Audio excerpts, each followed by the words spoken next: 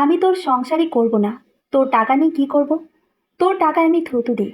এই বলে শ্রেয়ার ডিভোর্স পেপারে সাইন করে ও যে ঘরে থাকতো সে ঘরে চলে গেল। কিছুক্ষণ বাদে ব্যাগসহ বের হয়ে এলো। তারপর ওর শাশুড়ি মর্জিনাকে বলল, আপনার ছেলে দেওয়া সব কিছু আমি রেখে গেলাম, কোনো কিছুর দরকার নেই। শ্রেয়ার হাজবেন্ড রবি। মর্জিনা আর শ্বশুর রায়হান সোফায় বসে আছে।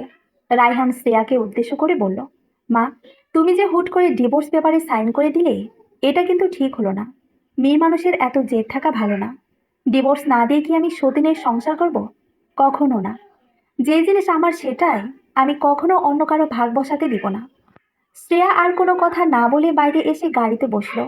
শ্রেয়ার বাবা শামীম চৌধুরী রবিউলের বাবা মাকে বললেন, আপনার ছেলে ভালো ভেবে বিয়েটা দিয়েছিলাম, কিন্তু সে যে এমনটা করবে তা ভাবতে পারিনি।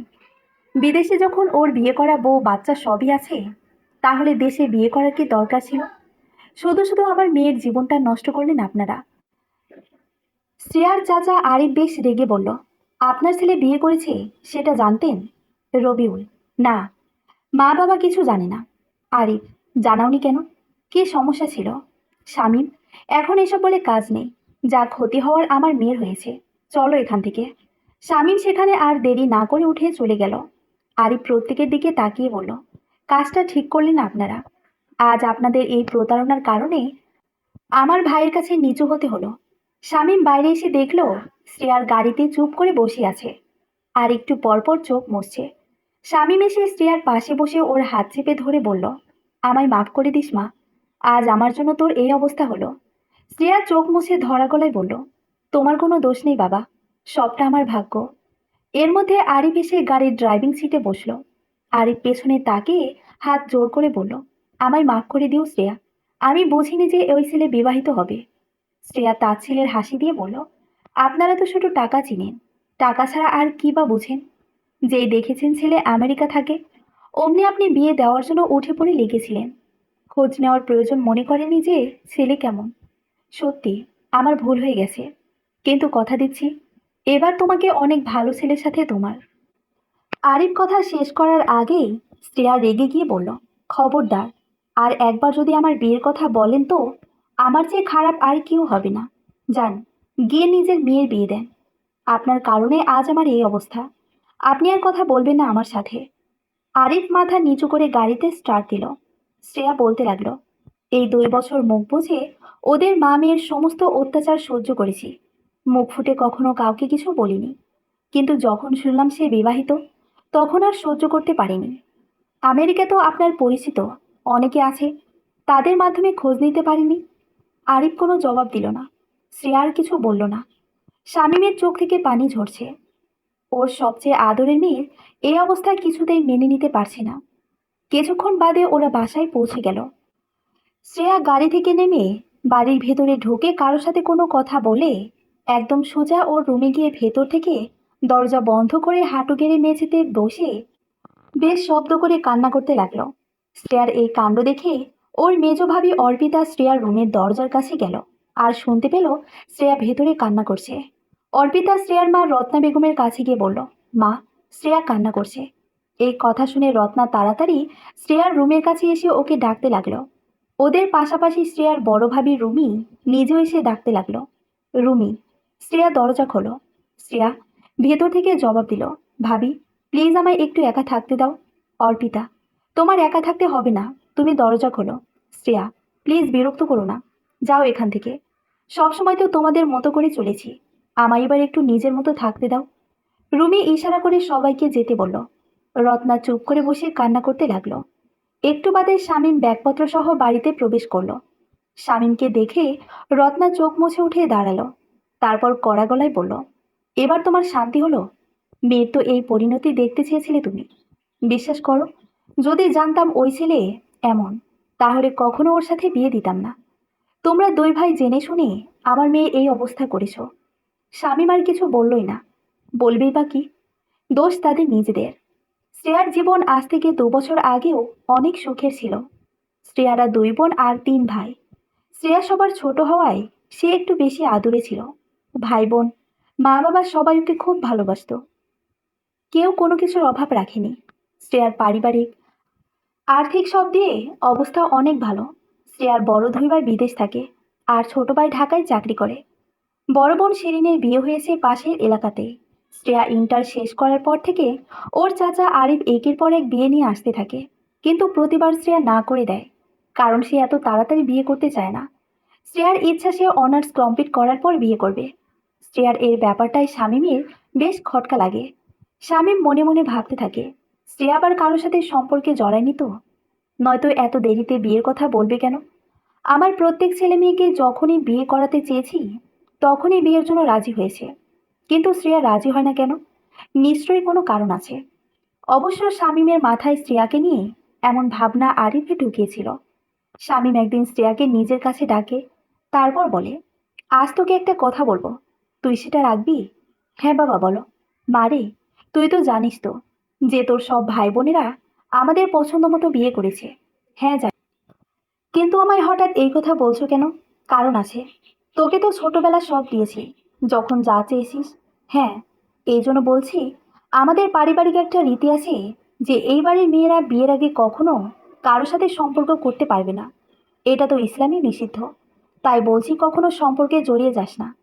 সময় হলে আমরা তোকে আমাদের পছন্দ মতো বিয়ে দেব। ঠিক আছে বাবা, আমি কারোর সাথে সম্পর্কে জড়াবো না। আমায় কথা দে তাহলে। তোমায় কথা দিলাম বাবা, আমার মিষ্টি মেয়ে। শ্রেয়া ওর বাবার রুম থেকে বের হয়ে এসে দীর্ঘশ্বাস ফেলল। মনে মনে বলল, যখন যা চেয়েছি দিয়েছো তোমরা, টাকা পয়সার কোনো অভাব রাখোনি, কিন্তু আমার একাকিত্ব দূর করার কোনো সুযোগই রাখোনি। সারা সময় বাড়ির মধ্যে থাকতে হয়, কোথাও একটা ঘুরতে যেতে দাও না তোমরা। প্রতিদিন কলেজে যেতেও তোমাদের বাধা, প্রয়োজন ছাড়া কলেজে যাওয়াও নিষেধ। আমারও তো অন্য মেয়েদের মতো ঘুরতে ইচ্ছা করে, একসাথে বসে গল্প করতে, আড্ডা দিতে ইচ্ছে করে, কিন্তু তোমরা কারো সাথে আমায় মিশতে দাও না। পরিবারের লোকদের সাথে তো আর সব কিছু করা যায় না। পরিবারের সবাই তো সবসময় নিজেদের নিয়ে ব্যস্ত, আমাকে সময় দিবে কখন? আজ আবার নতুন একটা শর্ত জুড়ে দিল। যাই হোক, তোমাদের যেটা ভালো হয় সেটা করো, আমি আর কী বা বলবো। শ্রেয়া যখন অনার্স সেকেন্ড ইয়ারে পড়ছিল, তখন ওর চাচা আরিফ শ্রেয়ার জন্য আরেকটা বিয়ে নিয়ে আসে। শ্রেয়া আড়াল থেকে শুনতে পারে ওর চাচা বলছে, ভাই, এবার তুমি আর না করো না, এরকম ছেলে সহজে পাওয়া যায় না।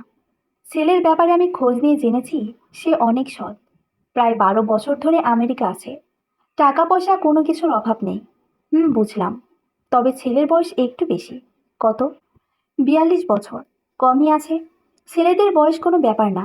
তুমি এখন ভেবে দেখো, শ্রেয়ার পড়াশোনা শেষ হতে হতে ওর বয়স আরও বেড়ে যাবে, তখন বিয়ে দেওয়া কঠিন হবে। হুম, আমিও সেটাই ভাবছি, এবার বিয়েটা দেওয়া উচিত, কারণ সময় খারাপ। যদি জানি শ্রেয়া আমাদের ইচ্ছার বিরুদ্ধে যাবে না, তারপরও বলা যায় না। শ্রেয়া সব শুনে ভাবতে লাগলো, বাবা কি না শেষ পর্যন্ত বেছে বেছে আমার যে 30 বছরের বড় কারো সাথে বিয়ে দেবে। আমি তো এমন কাউকে কখনো চাইনি, তাহলে বাবা এমন করছে কেন? এর প্রায় 2 দিন পর শামীম শ্রেয়ার কাছে এসে ছেলের ছবি দেখিয়ে বলল, এই ছেলেকে আমার তোমার জন্য পছন্দ করেছি, এবার আর না করতে পারবে না। শ্রেয়া ছবি হাতে নিল।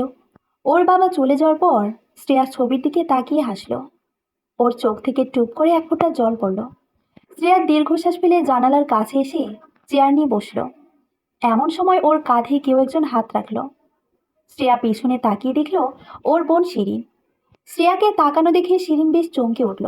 তারপর বলল, তুই কাঁদছিস? শ্রেয়া তাড়াতাড়ি চোখ মুছে বলল, কই না তো। তাহলে চোখে পানি কেন? এমনি আপু, তুমি তো জানো আমার অ্যালার্জি আছে, আর এই কারণে চোখ থেকে পানি পড়ে। অ্যালার্জির কারণে পানি পড়া আলাদা। কি হয়েছে সত্যি করে বল। শ্রেয়া কোনো জবাব দিল না। শিরিন বলল, তোর কি বিয়েতে মত নেই? মত না থাকলেও কিছু করার নেই। তুই কি কাউকে ভালোবাসিস? শ্রেয়া আবারও হাসল। তারপর বলল, না রে, ভালোবাসা আমাদের জীবনে নেই। বাবাকে তো কথা দিয়েছিলাম যে কখনো কারোর সাথে সম্পর্কে জড়াবো না, কাউকে ভালোবাসবো না। হয়তো সে কথা রাখতে পেরেছি। ছেলেটাকে আমার পছন্দ হয়নি। আমার কেন যেন মনে হয় ব্যাটার বউ আছে, সে নাকি অনেক ভালো। চাচা খোঁজ নিয়েছে। সত্যি করে বলতো, তুই কি এই বয়সে কাউকে মেনে নিতে পারবি? জানি না, না পারলেও মানতে হবে। বাবা আমার সাথে যা করেছে তোর সাথেও তাই করলো। মেয়ে হয়ে জন্মেছি, স্যাক্রিফাইস তো করতে হবে, তাই না? হুম, চিন্তা করিস না, দেখি আমি কিছু করতে পারি কিনা। সেদিন ওর বাবার কাছে এসে বলল, আচ্ছা বাবা, শ্রেয়ার এই বিয়েটা না দিলে হয় না? শামীম ভ্রু কুঁচকে বলল, কেন? ছেলের বয়স তো শ্রেয়ার বয়সের দ্বিগুণ। ওর সাথে কি শ্রেয়া মানিয়ে নিতে পারবে? কেন পারবে না? ছেলেদের বয়স কোনো ব্যাপার নয়। সে প্রতিষ্ঠিত। শ্রেয়া ওর সাথে ভালো থাকবে। কিন্তু তারপরও হুট করে বিয়ে দেওয়াটা কি ঠিক? এত কিছু আমি বুঝি না। সময় হলে সব ঠিক হয়ে যাবে। শিরিন আর কিছু না বলে শ্রেয়া রুমে এলো। শ্রেয়া বলল, বাবা কি বলল? জানিস তো বাবা কত জেদি। উনি ওর সাথে তোর বিয়ে দিবে। শ্রেয়া হাসলো। তারপর বলল, কি আর করা। তবে দেখো আপু, যদি আমি ওই ছেলের মাঝে কোনো খুঁত দেখি তো আমার চেয়ে খারাপ কেউ হবে না। হুম, ওই ব্যাডার নিশ্চিত বউ আছে। থাকলে আর কি, যা হবার হবে। তোদের বিয়ে মোবাইলে হবে। ছেলে 1 বছর পর দেশে আসবে। তাহলে 1 বছর পর এসে বিয়ে করবে?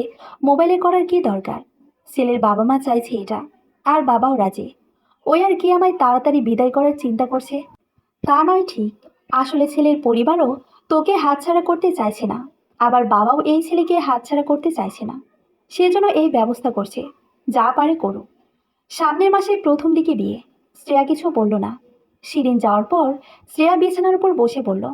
শ্রেয়া ফোন হাতে নিয়ে রাহুলকে মেসেজ করলো।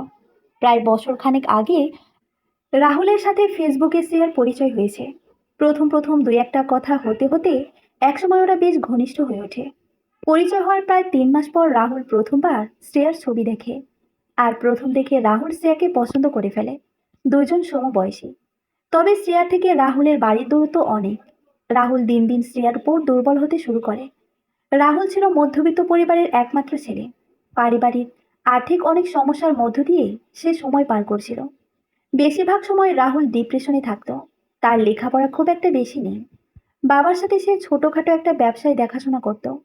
কিন্তু ব্যবসার অবস্থা খুব একটা ভালো ছিল না। এছাড়া ঋণ সহ অনেক ঝামেলার মধ্যে রাহুলের পরিবার পড়েছিল। এসব নিয়ে রাহুল অনেক টেনশন করত। এর মধ্যে ওর পরিচয় হয় শ্রেয়ার সাথে। রাহুল সব কথা শ্রেয়ার সাথে শেয়ার করতে শুরু করে। শ্রেয়া খুব মনোযোগ সহকারে রাহুলের কথা শুনতো। এমনকি সবসময় রাহুলকে উৎসাহ দিত, ভালো পরামর্শ দিত। অনেক সুন্দরভাবে সে রাহুলকে বোঝাতো যেন সে ভেঙে না পড়ে। রাহুল বিশেষ করে শ্রেয়ার এই ব্যাপারটায় প্রেমে পড়ে। রাহুল সবসময় তার এই দুঃসময়ে শ্রেয়ার মতো একজনকে চাইতো। এমনকি সেও পেয়েও গিয়েছে। রাহুল শ্রেয়াকে বলে, জানো শ্রেয়া, সবসময় চেয়েছি কেউ একজন এভাবে আমার দুঃসময়ে পাশে থাকুক। আর আজ আমি সত্যি অনেক ভাগ্যবান যে তোমার মতো কাউকে পেয়েছি। তাই নাকি মিস্টার? জি ম্যাডাম। সারা জীবন যদি এভাবে আমার পাশে থাকতে, তাহলে হয়তো আমার মতো সুখী এই দুনিয়াতে আর কেউ হতো না। চিন্তা করো না, আমার চেয়েও ভালো কেউ তোমার জীবনে আসবে। আমার তো ভালো কাউকে চায় না, আমি শুধু তোমাকে চাই। এটা কখনো সম্ভব না। ঘোড়ার ডিম। হা হা। তোমার মুখে এই ঘোড়ার ডিম কথাটি শুনতে খুব ভালো লাগে। আমার তো সবকিছু ভালো। তোমার ভালো লাগে। একদম। আচ্ছা, তুমি আমার কাছে একেবারে চলে আসো না। এটা যে কখনো সম্ভব নয়। কেন সম্ভব না? আমি তোমাদের মতো সম্পদশালী না এই জন্য। আরে পাগল, এসব কিছু না। আমরা না ভালো বন্ধু। বন্ধুকে কেউ বিয়ে করে? হুম, করে তো। আমার কত কাজিন বন্ধুত্ব থেকে বিয়ে করেছে। হুম। একটা কথা কি জানো? কি? প্রেম, বিয়ে এসবে বিচ্ছেদ হয়, কিন্তু বন্ধুত্ব কখনো বিচ্ছেদ হয় না। আমাদের যদি বিয়ে হয়ে যায়, তখন এখানকার মতো যোগাযোগ না হলে দেখবে একদিন না একদিন ঠিক আমাদের কথা হবে। কিন্তু প্রেম, বিয়ে এসবে বিচ্ছেদ হলে কখন আর কথা হওয়ার সুযোগ থাকে না। আচ্ছা, তোমার যেমন ইচ্ছা। তবে যতদিন আমার বিয়ে না হবে, ততদিন আমি তোমাকে পাওয়ার আশা ছাড়বো না। ওকে ঘোড়ার ডিম। যদি বিয়ের পর আমি তোমার জীবনে ফিরে আসি, তখন কি করবে? চোখ বন্ধ করে আমার জীবনের সাথে তোমায় জড়িয়ে নেব। তবে যদি হঠাৎ আমার বিয়ে হয়, তখন আর পারবো না। কারণ আমি তোমার জন্য আমার জীবনে যে মেয়ে থাকবে, তার জীবন নষ্ট করতে পারবো না। যা, শুনে ভালো লাগলো। তবে বিয়েটা করি না। দেখা যাক কবে করা যায়। শ্রেয়া আস্তে আস্তে রাহুলের সাথে কথা বলা কমাতে থাকে। একসময় অনেকটা কথা কমিয়ে দেয়। বিয়ে ঠিক হয়ে যাওয়ার সিদ্ধান্ত নিল। আজকের পর থেকে সে আর রাহুলের সাথে কোনো যোগাযোগ রাখবে না। ওর স্বামী যেমনই হোক না কেন, সে মন দিয়ে সংসার করবে। স্বামী স্ত্রীর মধ্যে কখনো পরপুরুষকে আসবে না। তাই সে রাহুলকে মেসেজ দিয়ে বলে, আজকের পর থেকে আমাদের মধ্যে আর কোনো কথা হবে না। কেন? কারণ আমার বিয়ে ঠিক হয়ে গেছে। আপনি তো আমার জন্য এখন পরপুরুষ। স্বামী থাকতে কোনো পরপুরুষের সাথে কথা বলা ঠিক না। হুম। খুব মিস করব তোমাকে। আমিও তোমায় খুব মিস করব। নিজের খেয়াল রেখো। তুমিও নিজের খেয়াল রেখো। কখনো নিজের প্রতি অযত্ন করবে না। সবসময় হাসি খুশি থাকার চেষ্টা করবে। ওকে ঘোড়ার ডিম, ভালো থেকো। আর বিয়েটা করে নিও। আমি কিন্তু মাঝে মধ্যে আসবো। আর এবার এসে যেন না শুনি যে তুমি সিঙ্গেল। ঠিক আছে ম্যাডাম। হুম। শ্রেয়া কথা শেষ করে ফেসবুক আইডি ডিঅ্যাক্টিভ করে দিয়ে দীর্ঘশ্বাস ফেলল। মনে মনে সে নিজেও একটু হলেও রাহুলকে পছন্দ করত। রাহুল যেমন তার কথাগুলো শ্রেয়ার কাছে শেয়ার করে শান্তি পেত, শ্রেয়াও মাঝে মধ্যে নিজের কথাগুলো ওর সাথে শেয়ার করত। কিন্তু আজকের পর থেকে আর কেউ কারোর সাথে কোনো কিছু শেয়ার করতে পারবে না। রাহুলের জন্য শ্রেয়ার খারাপ লাগতে শুরু করে, কিন্তু সে নিজেকে মানিয়ে নেওয়ার চেষ্টা করে। শ্রেয়ার মনে হতে থাকে যে রাহুল আবার আমার জন্য কষ্ট পাচ্ছে না তো। সে হয়তো আমার সামনে ব্যাপারটাকে স্বাভাবিকভাবে মেনে নিচ্ছে, কিন্তু ভিতরে ভিতরে অনেক কষ্ট পাচ্ছে। কিন্তু আমি তো কখনো ওর কষ্টের কারণ হতে চাইনি। আমি তো শুধু বন্ধুত্ব চেয়েছিলাম, এর বেশি কিছু তো চাইনি। শ্রেয়ার মধ্যে একটু অস্থিরতা কাজ করতে শুরু করে। ঠিক সে সময় শ্রেয়ার ফোন বেজে ওঠে। শ্রেয়া ফোন হাতে নিয়ে দেখে অচেনা নাম্বার। শ্রেয়া ফোন রিসিভ করে বলে, আসসালামু আলাইকুম। ওয়ালাইকুম আসসালাম। চিনতে পেরেছেন? না তো, ঠিক চিনলাম না। কে আপনি? আমি রবিউল, যার সাথে আপনার বিয়ে ঠিক হয়েছে। ও, হুম, বলুন। শ্রেয়া রবিউলের সাথে কথা বলতে থাকে। কম বেশি প্রতিদিনই রবিউল শ্রেয়াকে ফোন করে। শ্রেয়া কথা বলে বুঝতে পারে যে রবিউলকে সে যেমনটা ভেবেছিল সে আসলে তেমন না। বয়স বেশি হলেও মনের মধ্যে আবেগ, অনুভূতি সবই রয়েছে। দিন যেতে থাকে, শ্রেয়ার বিয়ের দিন এগিয়ে আসে। এদিকে রবিউলের সাথেও বেশ কথা হয়। রাহুলের কথা আর তেমন মনে পড়ে না। আর মনে পড়লেও তেমন একটা কিছু ভাবি না। শ্রেয়া বর্তমানকে নিয়ে খুশি থাকতে চায়। এরপর শ্রেয়ার সাথে ভিডিও কলে রবিউলের বিয়ে হয়ে যায়। বিয়ের পর শ্রেয়া ওর নিজের বাড়িতে থাকতে শুরু করে। রবিউলের বাড়ি ওদের বাড়ি থেকে খুব কাছে, যেতে 8 ঘন্টার মতো সময় লাগে। শ্রেয়া মাঝে মধ্যে শ্বশুর বাড়ি যায়, সারাদিন থেকে আবার বাসায় চলে আসে। কারণ বিয়ের সময় কথা হয়েছিল রবিউল 1 বছর পর দেশে এসে আনুষ্ঠানিকভাবে শ্রেয়াকে বউ করে বাসায় নিয়ে যাবে। শ্রেয়া বিকেলবেলা ওর রুমে বসেছিল, তখন ওর বোন শিরিন ভেতরে আসে। শিরিন শ্রেয়াকে জিজ্ঞেস করে, কি রে, তোদের মধ্যে সব ঠিকঠাক আছে তো? হ্যাঁ আপু। ওর বয়স বেশি হলে কি হবে, বেশ রোমান্টিক কিন্তু সে। বাহ, তাই নাকি? হুম। যাক, তাহলে তো বেশ ভালো। এভাবে সুখে থাকলেই আমাদের শান্তি। শ্রেয়ার দিন বেশ ভালোই কাটছিল। তো হঠাৎ একদিন রবিউল ফোন করে শ্রেয়াকে বলল, তোমায় কিছু বলার ছিল। জি বলুন। তোমার তো আজ হলেও শ্বশুরবাড়ি যেতে হবে, কাল হলেও শ্বশুরবাড়ি যেতে হবে। তাই বলছিলাম, তুমি 2-1-এর মধ্যেই আমার বাসায় চলে যাও। কিন্তু আমায় নাকি 1 বছর পর আপনি এসে নিয়ে যাবেন। হ্যাঁ, তা তো যাবই। কিন্তু মায়ের কথা ভেবে বলছিলাম আর কি। মায়ের শরীর তেমন ভালো না, একা একা বাড়ির সব কাজ করতে সমস্যা হয়। তাই চাইছিলাম মা বাবা দুজনই কাল তোমাদের বাসায় যাবে।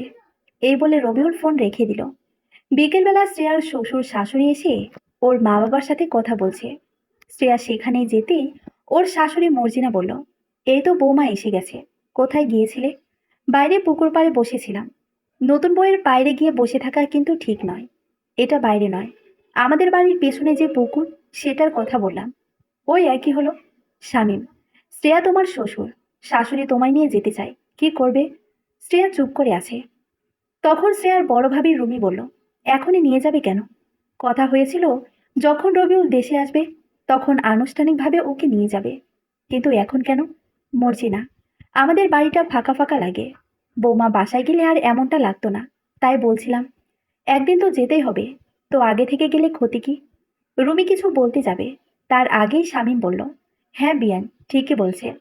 একদিন যখন যেতেই হবে, তো এখন গেলে কি এমন হবে?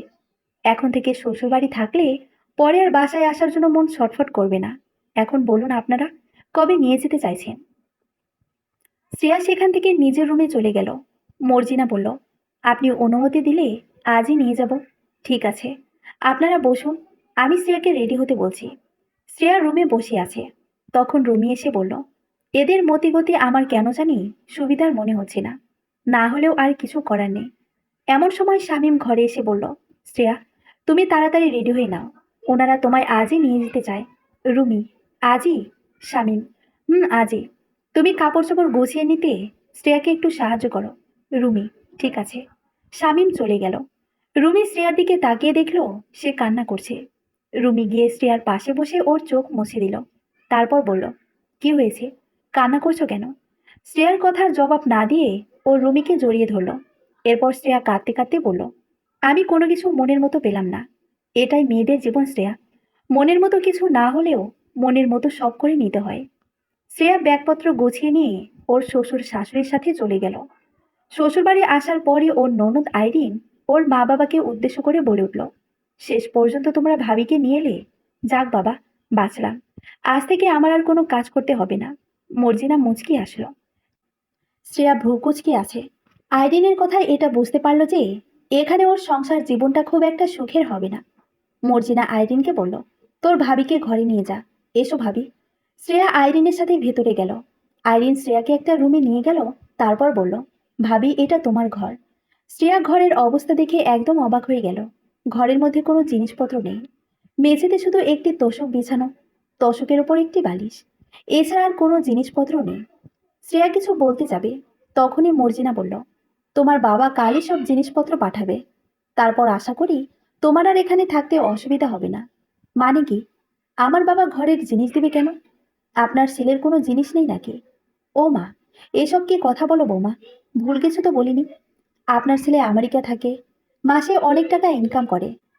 তার ঘরে কিনা শোবার মতো একটি খাট পর্যন্ত নেই। আমার ছেলের কোনো কিছুর অভাব নেই।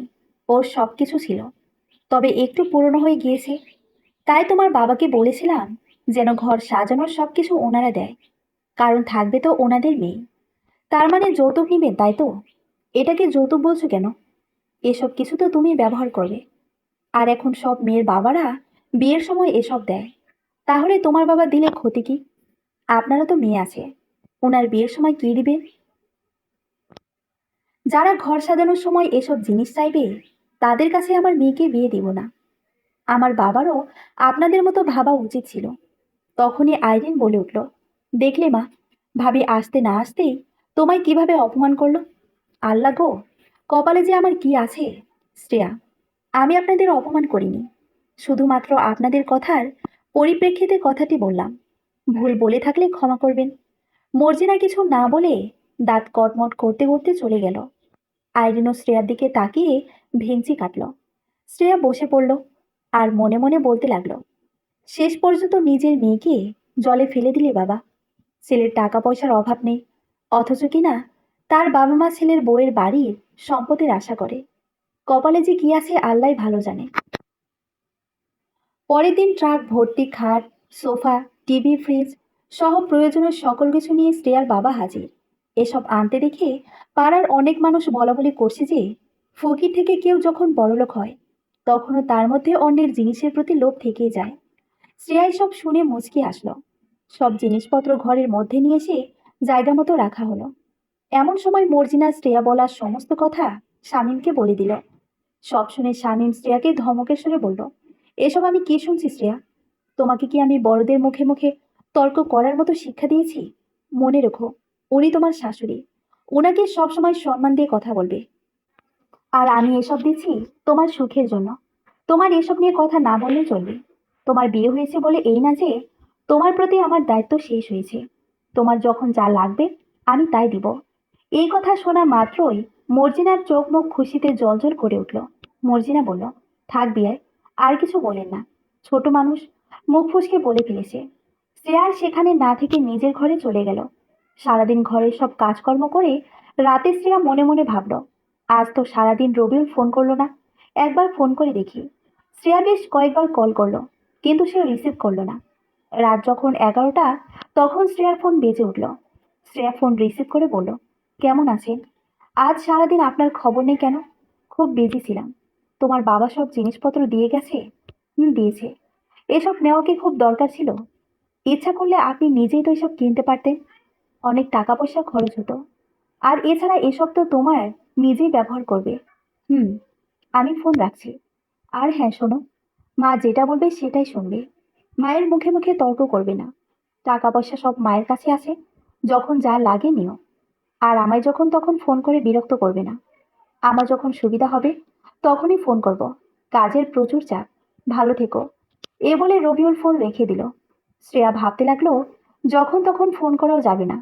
আমার ফোন করাটা নাকি ওনার কাছে বিরক্তিকর। এখনই এই অবস্থা, আরো দিন তো পড়েই আছে। এসব ভাবতে ভাবতে শ্রেয়া ঘুমিয়ে পড়ল। সকালবেলা শ্রেয়ার ঘুম ভাঙলো ওর শাশুড়ির চেঁচামেচিতে। শ্রেয়া শুয়ে থাকা অবস্থায় শুনতে পেল ওর শাশুড়ি বলছে, ভেবেছিলাম ছেলেকে বিয়ে করালে এই সকালবেলা উঠে আর কাজ করতে হবে না, কিন্তু পোড়া কপাল আমার। খুঁজে খুঁজে এক লাট সাহেবের মেয়েকে নিয়ে এসেছি, যার ঘুমই ভাঙেনি এখনো। লাট সাহেব কথাটা শুনে শ্রেয়ার মেজাজ খারাপ হয়ে গেল। সে সব সহ্য করতে পারে, কিন্তু বাবাকে নিয়ে বলা কোনো কথা সহ্য করতে পারে না। ইচ্ছা হলো দুই একটা শুনিয়ে দিই, কিন্তু বাবার কথা ভেবে শ্রেয়া আর কিছু বলল না। শ্রেয়ার দরজা খুলে বাইরে যেতেই মর্জিনা চুপ হয়ে গেল। শ্রেয়া মর্জিনার সাথে কোনো কথা না বলে রাতের বাসি থালা বাসন মাজতে শুরু করলো। মাজা শেষ করে মর্জিনাকে বলল, এখন কি করব? ঘর ঝাড়ু দাও, তারপর চা তৈরি করে আইরিনকে দাও। আইরিনের আবার সকালবেলা চা না খেলে মাথা ব্যথা করে। শ্রেয়া ওর শাশুড়ির কথা মতো সেটাই করলো। ঘর ঝাড়ু দিয়ে চা তৈরি করলো। তারপর এক কাপ চা হাতে আইরিনের ঘরে গেল। গিয়ে দেখলো আইরিন ঘুমিয়ে আছে। শ্রেয়া দুই একবার আইরিনের নাম ধরে ডাকলো, কিন্তু ওর কোনো সাড়া না পেয়ে চায়ের কাপ টেবিলের ওপর রেখে চলে এলো। মর্জিনা চায়ের কাপে চুমুক দিয়ে থু করে বলল, এটা চা নাকি অন্য কিছু? কেন মা, কি হয়েছে? চায়ে এক ফোঁটা চিনি দাওনি কেন? মা, আমি সেদিন শুনলাম আপনার ডায়াবেটিস, তাই চিনি দিইনি। ডায়াবেটিস বলে চিনি খাওয়া যাবে না? আজব তো, একটু দিলে কি এমন হতো? তারপরও মা, খাওয়া ঠিক না। আমার থেকে বেশি বুঝো। আচ্ছা, এখন থেকে আর ভুল হবে না, মনে থাকে যেন। আইরিন চায়ের কাপ হাতে ঘর থেকে বের হয়ে চিৎকার করে শ্রেয়াকে বলল, এটা কি, চা নাকি শরবত? কেন, কি হয়েছে? চা ঠান্ডা হয়ে গেছে, অনেকক্ষণ দিয়ে এসেছি, এজন্য ঠান্ডা হয়ে গেছে। যখন চা দিতে গিয়েছিলে তখন একবার ডাকতে পারোনি? ডেকেছিলাম, কিন্তু তোমার কোনো সাড়া পাচ্ছিলাম না, তাই রেখে চলে এসেছি। শ্রেয়ার কথায় আইরিন বেশ বিরক্ত হলো। তখন মর্জিনা বলল, আমার মেয়ে ওঠার পর চা বানাতে পারোনি? এত তাড়া কিসের ছিল? শ্রেয়া কোনো জবাব দিল না। মর্জিনা বলল, যাও, গিয়ে চা বানিয়ে দাও। শ্রেয়া ওর শাশুড়ির কথা মতো আবার চা বসিয়ে দিল। আইরিনকে চা দিয়ে নিজ হাতে পুরো ঘর বাড়ি ঝাড়ু দিল। তারপর রান্নাঘরে গেল। মর্জিনা একটু কাজ করে বলে উঠল, ইস, কোমরটা ব্যথায় ফেটে পড়ছে, তুমি একটু কষ্ট করে রান্না করো। আমি ঘরে গেলাম। মা, আমি তো তেমন একটা রান্না পারি না, আপনার কোনো কিছু করতে হবে না, আপনি শুধু একটু দেখিয়ে দিন। আমার দেখিয়ে দিতে হবে কেন? বাবার বাসায় রান্না করনি? যেভাবে পারো রান্না করো, ঠিক আছে, তবে কোনো ভুল হলে কিছু বলতে পারবেন না। মর্জিনা ভেঙচি দিয়ে চলে গেল। শ্রেয়া নিজেই কষ্ট করে রান্না করতে লাগলো। বিয়ের আগে তেমন একটা রান্নাঘরে যাওয়া হয়নি। শ্রেয়া ভাবতো যখন ওর বিয়ে হবে তারপর গিয়ে ওর শাশুড়ি থেকে সব শিখে নেবে, কিন্তু এদের অবস্থা দেখে মনে হয় না এদের কাছে থেকে কিছু শিখতে পারবো। এদের আচার আচরণ দেখে শ্রেয়ার অনেক রাগ হয়। শুধু ওর বাবা মার কথা ভেবে কোনো প্রতিবাদ করে না। শ্রেয়া কোনো মতো রান্না শেষ করলো। দুপুরে শ্রেয়ার শ্বশুর, মর্জিনা আর আইরিন খেতে বসেছে। আইরিন প্রথমে খাবার মুখে দিয়ে উগলে ফেলল। তারপর বলল, ছি, ভাবি, এইসব কি রান্না করেছো? নুন নেই, ঝাল নেই, এসব খাবার মানুষ খেতে পারে? আইরিনের কথা শুনে শ্রেয়ার মুখ শুকিয়ে গেল। মর্জিনা তো নাক ছিটকালো। মর্জিনা খাবার মুখে দিয়ে মুখ এমন করলো মনে হলো যে দুনিয়ার সবচেয়ে অখাদ্য এখন মর্জিনা খাচ্ছে। মর্জিনা কোনো মতো খাবার গিলে বলল, বাবার বাসায় শুধু বসে বসে খেয়েছো, কাজের কাজ একটুও শেখোনি, এসব খাবার মানুষ খায়? মর্জিনা উঠে চলে গেল। আইরিন ওর মাকে গিয়ে বলল, চিন্তা করো না আম্মু, আমি খাবার অর্ডার দিচ্ছি, কিছুক্ষণের মধ্যে চলে আসবে। তোমার ওসব কুখাদ্য খেতে হবে না। মামের কথা শ্রেয়া অনেক কষ্ট পেল। কখনো ভাবতে পারিনি যে তাকে কখনো এমনভাবে কথা শুনতে হবে। শ্রেয়ার শ্বশুর রায়হান কোনো মতো খাবারটুকু খেয়ে উঠে গেল। এদিকে শ্রেয়া না খেয়ে নিজের ঘরে এসে বিছানায় বসে কান্না করতে লাগলো। এত কথা সে কোনো মতেই মেনে নিতে পারছে না। তাই সে ওর বাবার কাছে ফোন করে সবটা বলল। ওর বাবা সব শুনে বলল, এই জন্য বিয়ের আগে রান্নাবান্না একটু শিখতে হয়। এখন একটু বলবি, একটু সহ্য করো, দেখবে সব ঠিক হয়ে যাবে। শ্রেয়া কোনো কথা না বলে ফোন কেটে ওর বোনকে কল দিল। শিরিন তখন বলল, আমি জানতাম এমন কিছু হবে, কারণ প্রথম দেখে ওদের আমার একদম সুবিধাজনক মনে হয়নি। এখন আমি কি করব আপু? মুখ বুঝে এখন সহ্য করা ছাড়া উপায় নেই। প্রতিবাদ করতে যাবি, তখন বাবার কাছে নালিশ করবে। আর জানিসই তো বাবা কেমন। জামাইয়ের পরিবার যতই দোষ করুক না কেন, বাবা সবসময় ওদের হয়ে শাসন করবে। হুম, আমার উচিত ছিল বাবার কথা না শুনে ওই ছেলেকে বিয়ে করা। ওই ছেলে আর ওর পরিবার অনেক ভালো ছিল। ওদের টাকা না থাকলো, কিন্তু মনটা ভালো ছিল। কোন ছেলের কথা বলছিস? চিনবে না তুমি, ফেসবুকে পরিচয় ছিল। এটা বিয়ের আগে বলিসনি কেন? বললে কি লাভ হতো শুনি? বাবা কখনো ওকে মানতো না, উল্টো বাসায় অশান্তির সৃষ্টি করত। আচ্ছা, যা হবার হয়েছে, এসব ভেবে আর লাভ নেই। আবার যেন ওই ছেলের সাথে যোগাযোগ করিস না। না, এমনটা কখনো করব না। জানি। রান্নার সময় কোনো সাহায্য লাগলে আমার থেকে জেনে নিস। আচ্ছা। শ্রেয়া ফোন রেখে দিল। বোনের সাথে কথা বলে একটু হলেও মনে শান্তি লাগছে। এখন বেলা বাজে 3টা। সকালে মাত্র একটা রুটি খেয়েছে, তাই এখন অনেক খিদে পেয়েছে। শ্রেয়া রান্নাঘরে গিয়ে খাবার তুলে দিল। তারপর খাবার মুখে দিতে দেখলো যে ওর ননদ আর শাশুড়ি যেভাবে বলেছিল, খাবার মোটেও সেরকম হয়নি, অনেকটাই ভালো হয়েছে। শ্রেয়া এরপর থেকে অনেকটা ওর শাশুড়ির মন জুগিয়ে চলার চেষ্টা করতে লাগলো, কিন্তু বারবার ব্যর্থ হলো। কোনো না কোনো বিষয় নিয়ে তিনি শ্রেয়াকে কথা শোনাতে ছাড়ে না। রবিউলকে নিয়ে এই বিষয়ে কিছু বললে রবিউল ফোনে তেমন কথা বলতে চায় না, তাই রবিউলকেও আর কিছু বলে না। এর মধ্যে ঈদ চলে এলো। ঈদের মধ্যে শ্রেয়ার বাবা কোনো বাজার করে দেয়নি কেন, এই নিয়ে অনেক কথা। শ্রেয়া ওর বাবাকে বলা মাত্রই শ্রেয়ার বাবা বাজার থেকে শুরু করে বাড়ির প্রত্যেকের জন্য 2-3 সেট কাপড় নিয়ে হাজির হলো। এসব পেয়ে মর্জিনা প্রশংসায় পঞ্চমুখ। শ্রেয়ার মতো মেয়ে পেয়ে নাকি উনি অনেক খুশি।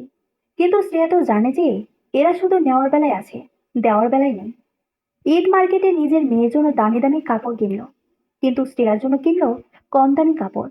তারপরও শ্রেয়া কোনো অভিযোগ করেনি, কারণ সে ছোটবেলা থেকে আজ পর্যন্ত বাবার বাসায় অনেক দামি কিছু পেয়েছে, পড়েছে।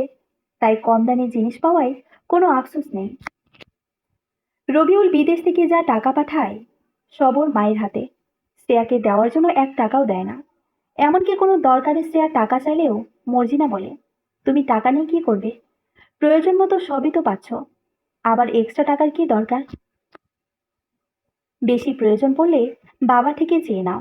দিনকে দিন শ্রেয়া মানসিকভাবে অনেক ভেঙে পড়ে। চারদিক থেকে একাকিত্ব গ্রাস করে। মাঝে মধ্যে শ্রেয়ার ইচ্ছে করে যেদিকে দুচোখ যায় চলে যায়, কিন্তু যেতে পারে না।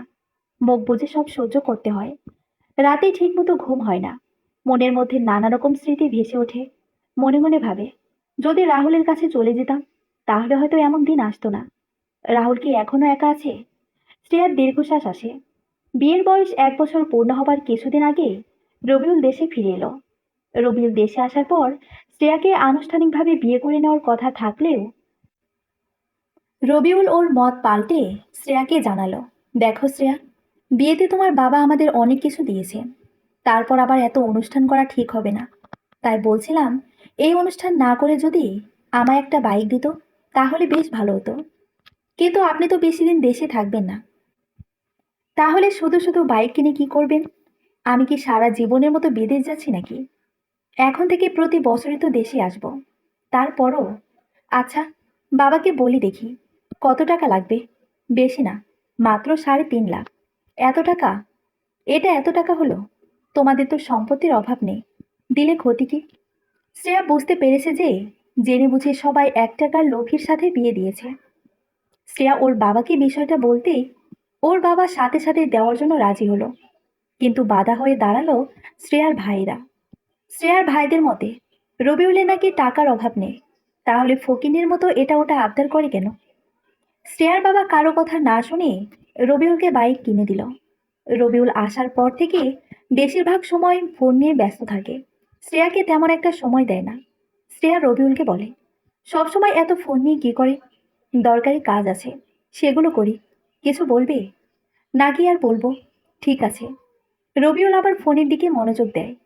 এসব দেখে শ্রেয়ার খুব রাগ হয়। বউকে সময় দিতে পারবে না, তাহলে বিয়ে করলো কেন? 1 মাস হলো রবিউল দেশে এসেছে। এর মাঝে দুজনের মধ্যে তেমন আন্তরিক সম্পর্ক গড়ে ওঠেনি। রাত হলে শুধু একে অপরের কাছে আসা হয়। তাও রবিউলের ইচ্ছা হলে কাছে আসে, নয়তো না। শ্রেয়া কিছু বলে না। এখন অনেক কিছু সে সহ্য করতে শিখে গেছে। সময় মানুষকে সব সহ্য করতে শেখায়। একদিন রাতে শ্রেয়ার ঘুম ভেঙে যায়। তখন দেখে ওর পাশে রবিউল নেই। শ্রেয়া উঠে বসে আর তখনই বারান্দা থেকে ফোনে ফিসফিস করে কথা বলতে শুনতে পায়। রবিউল ফোনে কার সাথে যেন কথা বলছে। শ্রেয়া ধীর পায়ে এগিয়ে যায়। শ্রেয়া রবিউলের কাছে এগিয়ে যেতেই রবিউল পিছন ফিরে তাকায়। তখন সে শ্রেয়াকে দেখে চমকে ওঠে আর বলে, কি ব্যাপার, ঘুমাওনি? এত রাতে কার সাথে কথা বলছে? আমার এক স্যার ফোন করেছে। একটু জরুরি কাজের ব্যাপারে কথা বলছিল। তুই এত ফিসফিস করে বলছেন কেন? তোমার ঘুম ভেঙে যাবে তাই? ও। শ্রেয়ার কিছুটা সন্দেহ হয়। এরপর শ্রেয়া দেখে প্রতি রাতে রবিউল ফিসফিস করে ফোনে কথা বলে। শ্রেয়াকে দেখা মাত্রই ফোন রেখে দেয়। শ্রেয়া কিছু জিজ্ঞেস করলে এটা ওটা বলে কাটিয়ে দেয়। বেশি জোর করলে রাগ দেখায়। রবিউলের 3 মাস দেশে থাকার কথা ছিল, কিন্তু সে 1.5 মাসের মাথায় চলে যায়। রবিউলের যাওয়ায় শ্রেয়ার মনে একটুও টনক পড়ে না, কারণ ওর প্রতি শ্রেয়ার তেমন একটা ফিলিংস কাজ করে না। দিনের দিনে সে রোবটের মতো হয়ে গেছে। রবিউল চলে যাওয়ার পর শ্রেয়া আবার আগের মতোই সংসার করতে থাকে। এর মধ্যে মর্জিনা বলে, ভাবলাম ছেলে দেশে আসবে, এবারে একটু নাতি নাতনির মুখ দেখব, কিন্তু সেটা আর হলো কই। তোমার কোনো সমস্যা আছে কিনা আল্লাহ জানে। কি সব বলছেন? আপনার ছেলে আমার সাথে ছিল কয়দিন, যে এত তাড়াতাড়ি বাচ্চা হবে? ও মা, মেয়ের সাহস দেখো। শাশুড়ির সাথে কিভাবে কথা বলতে হয় সেটাও জানে না। না, জানি না। এই বলে শ্রেয়া নিজের ঘরে চলে যায়। আজ সকাল থেকে শ্রেয়ার শরীরের পাশাপাশি মনটাও অনেক খারাপ। বেশ একা লাগছে ওর। রবিউলের সাথে একটু কথা বলতে ইচ্ছা করছিল, কিন্তু সে তো যখন তখন ফোন দিতে নিষেধ করেছে। তারপরও শ্রেয়া নিষেধাজ্ঞা ভুলে গিয়ে রবিউলকে ফোন করলো। শ্রেয়ার ফোন রিসিভ করলো একজন মেয়ে। শ্রেয়া বলল, কে বলছেন? আমি রিমি, রবিউলের ওয়াইফ। এই কথা শোনার সাথে সাথেই শ্রেয়ার মাথায় যেন আকাশ ভেঙে পড়ে। শ্রেয়া ভাবছে সে ভুল কিছু শুনল না তো। শ্রেয়া কাঁপা কাঁপা কণ্ঠে বলল, দেখুন, মজা করবেন না আমার সাথে। সত্যি করে বলুন আপনি কে? আজব, আমি আপনার সাথে মজা করতে যাব কেন? আমি সত্যি বলছি, আমি ওর ওয়াইফ। কিন্তু আপনি কে? আপনি রবিউলের ওয়াইফ হলে আমি কে? সেটা আমি কি করে বলবো? আপনি কে? কিন্তু রবিউলকে ফোন করেছেন কেন? আমি রবিউলের স্ত্রী। কী সব বলছেন? আপনি ওর স্ত্রী হতে যাবেন কেন? রবিউলের স্ত্রী তো আমি। প্রমাণ কি আপনি ওর স্ত্রী? ওকে, ওয়েট, আপনার ফোন চেক করেন। এই বলে রিমি ফোন কেটে দিল।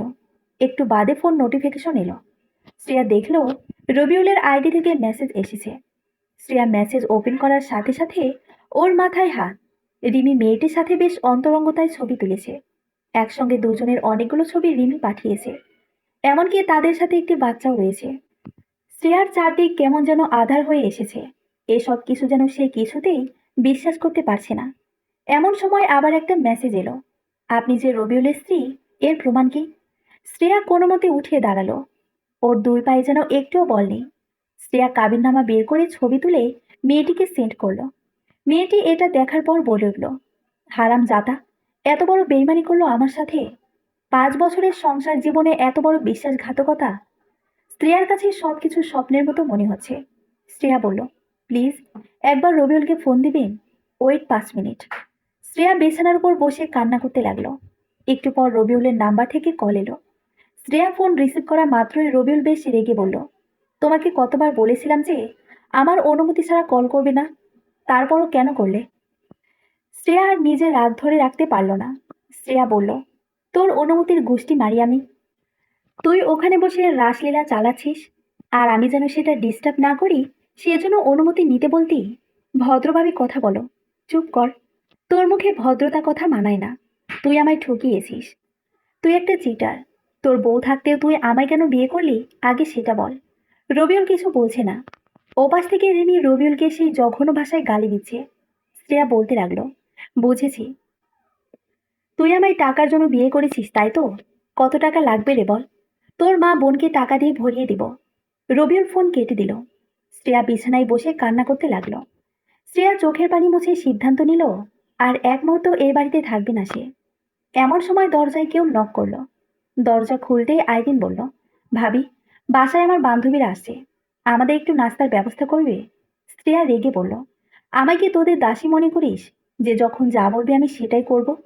আইরিন শ্রেয়ার কথা শুনে হাঁ করে দাঁড়িয়ে আছে। মর্জিনা ছুটে এসে বলল, আমার মেয়ের সাথে এভাবে কথা বলো কোন সাহসে? কোন সাহসে? দেখাচ্ছি। এই বলে শ্রেয়া সেই ছবিগুলো দেখালো। এসব দেখে দুজনে একদম হতভম্ব হয়ে গেল। শ্রেয়া বলল, কি লাভ হলো আমায় এভাবে ঠকিয়ে? ওরা কেউ কোনো কথা বলছে না। শ্রেয়া কোনো মতে বোরখা গায়ে দিয়ে বাড়ির উদ্দেশ্যে বের হয়ে গেল। আইরিন তখন ওর মাকে বলল, ভাইয়া বিবাহিত এটা তুমি জানতে? হুম। সব জেনে শুনে তুমি শ্রেয়ার সাথে বিয়ে দিলে? কি করব বল? যদি বিয়ে না দিতাম তাহলে সে ওই মেয়ের সাথে ওখানে থেকে যেত।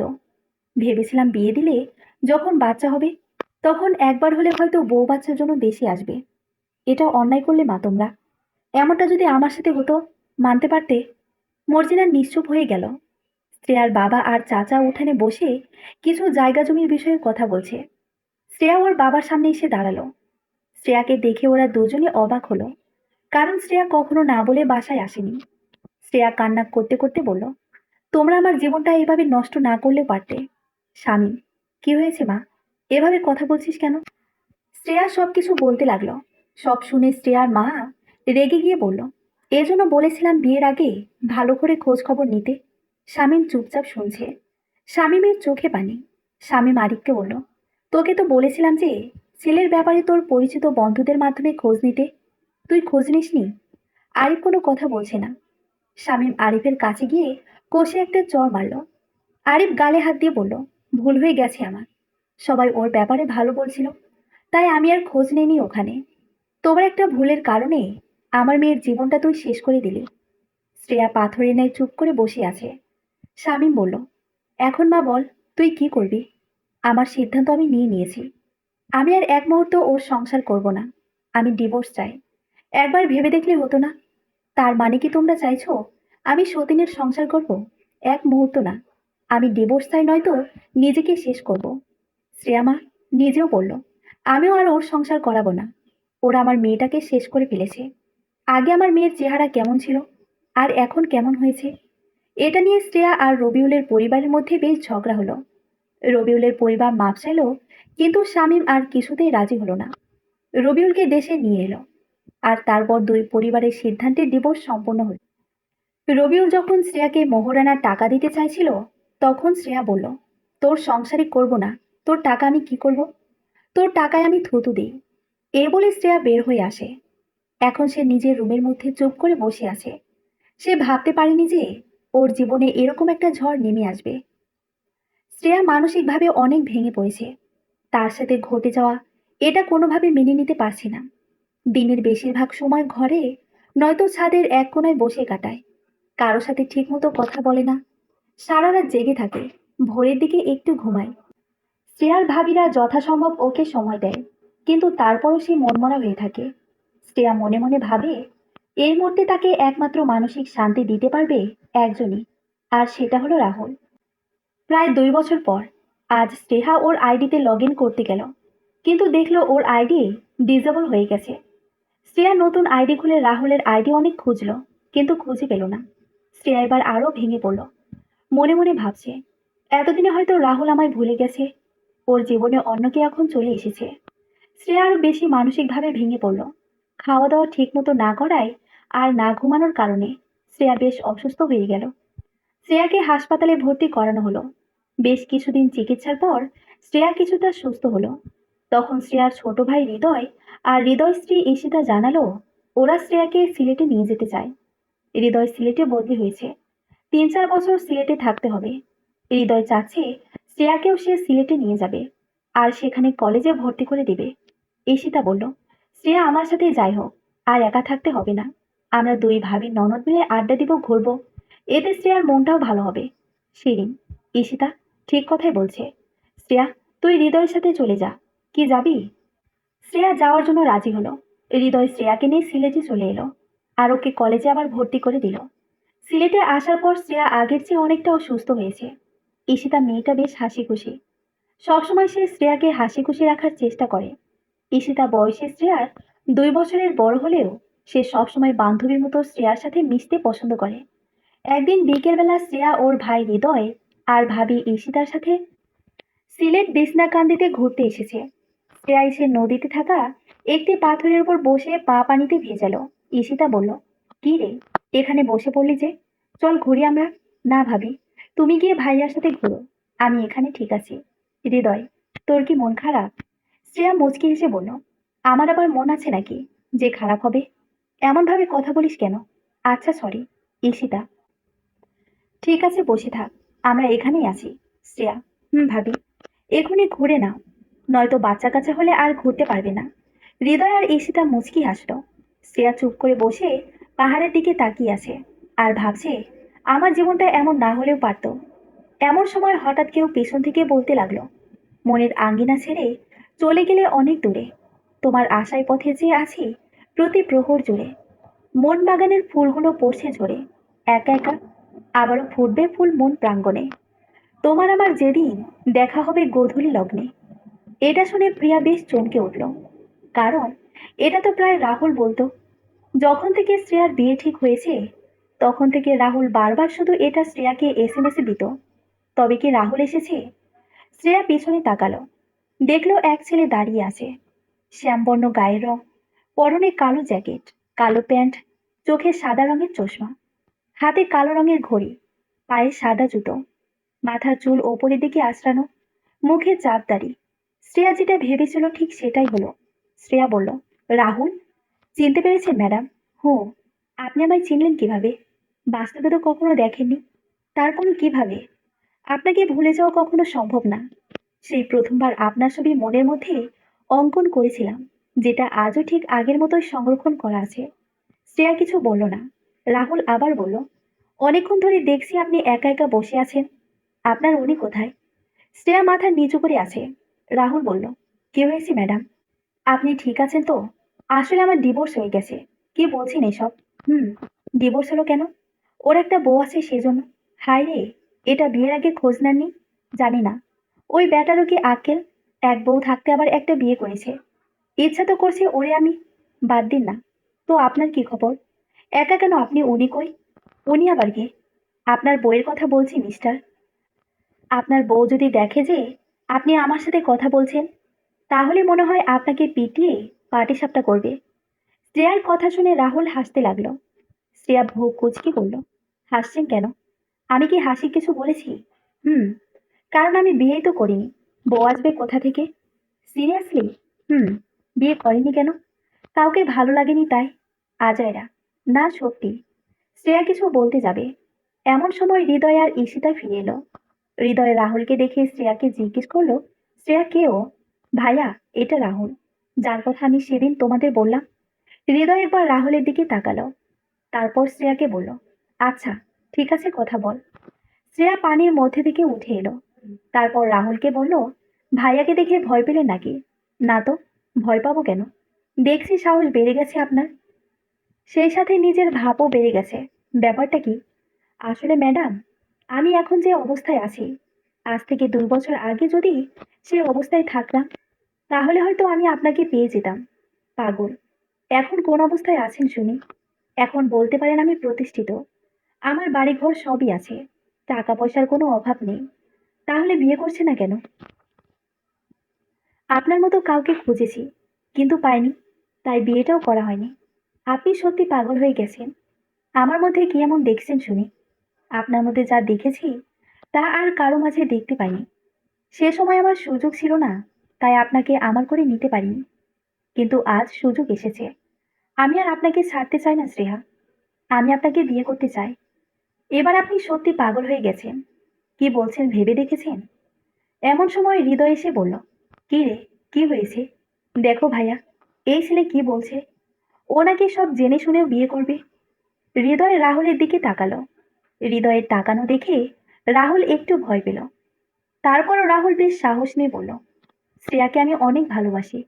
ওর জীবনে কি আছে না আছে এসব কোনো কিছু আমি দেখতে চাই না। আমি ওকে আগেও যতটা ভালোবাসি, এখনো ঠিক ততটাই ভালোবাসি। শ্রেয়া, আমি ভালোবাসি না। আপনি অন্য কাউকে বিয়ে করেন, আমার চেয়ে অনেক ভালো কাউকে পাবেন। রাহুল, কিন্তু আমার শুধু আপনাকেই চাই। শ্রেয়া রাগে ফুঁসতে লাগলো। হৃদয় বলল, তুমি আমার সাথে এদিকে একটু এসো। হৃদয় রাহুলকে সরিয়ে নিয়ে গিয়ে বলল, সত্যি কি তুমি আমার বোনকে চাও? জি ভাইয়া। 2 বছর আগে ওকে হাতছাড়া করেছিলাম, কিন্তু আজ ওকে ফিরে পেয়েছি, তাই আর ওকে হাতছাড়া করতে চাই না। দেখো ভাইয়া, আমার বোনটা এই 2 বছর অনেক কষ্ট সহ্য করেছে। আমরা চাই যে ও একটু সুখে থাকুক। আমি আমার সর্বস্ব দিয়ে সুখে রাখার চেষ্টা করব। তোমার মা বাবা মানবে তো? আমি যেটা বলবো সেটাই করবে। এ নিয়ে টেনশন করবেন না। তাহলে তুমি তোমার মা বাবার সাথে কথা বলে আমাদের বাসায় এসো। কিন্তু শ্রেয়া, ওকে নিয়ে ভেবো না। ও রাজি হবে, কারণ শ্রেয়া নিজেও তোমায় পছন্দ করে। শুধু সে একটা বিষয় মানতে পারছে না যে ও বিবাহিত হয়ে অবিবাহিত ছেলেকে কি করে বিয়ে করবে, কিন্তু রাজি হবে। আমি আজই বাড়ির উদ্দেশ্যে রওনা দিব, আর যত তাড়াতাড়ি সম্ভব ওকে আমার করে নিব। হৃদয় বাসায় ফিরে এলো।